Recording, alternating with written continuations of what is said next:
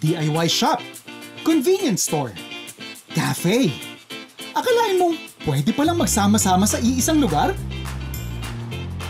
Ayan guys, so ngayon nandito tayo sa Tokyo Mart, dito sa West Avenue, Quezon City. And the good thing about this place guys, ang dami mong pwedeng gawin. First, pagpasok mo dito, makikita mo na meron silang grocery store.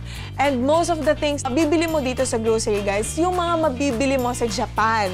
Kahit na nasa Pilipinas ka, ramdam na ramdam mo na sa Japan ka, ganyan. Kasi yung mga skincare na nabibili ko lang sa Japan, guys, meron din sila dito.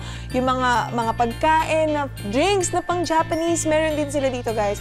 So it was a good experience. Kung gusto mong matikman yung mga panlasang Hapon, perfect talaga na pumunta ka dito. Pumupunta kami talaga, we search there, and then kung merong bago or bago talaga sa Japan, dinadala na namin dito. And then, yun, nagugustuhan ng mga tao. And then, look at the ambience dito naman. Dinala namin talaga yung taste of Japan dito sa Tokyo Mart. Usually sa Japan, ganun ang mga convenience store.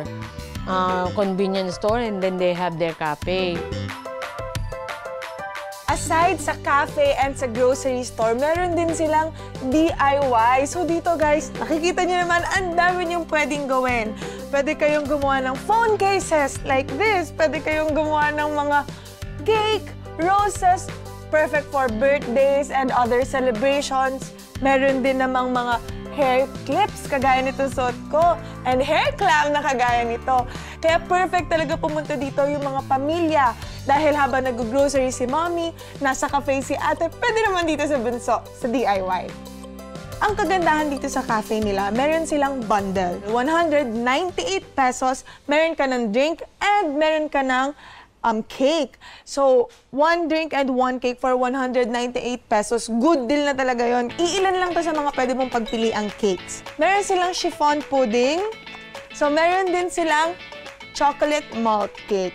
And of course, sa mga drinks naman nila, guys. Meron sila ditong coconut coffee. So, actually, perfect to sa mga kagaya ko na hindi mahilig sa mga matatapang na kape. Kasi hindi siya matapang, guys.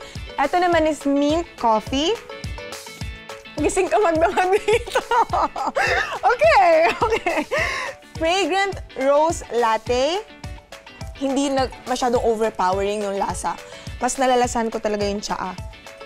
Ooh. Yes, sa mga anime na pinapanood ko, guys, ganito yung mga pinakain nila sa mga cafe. I'm living the dream. Wow.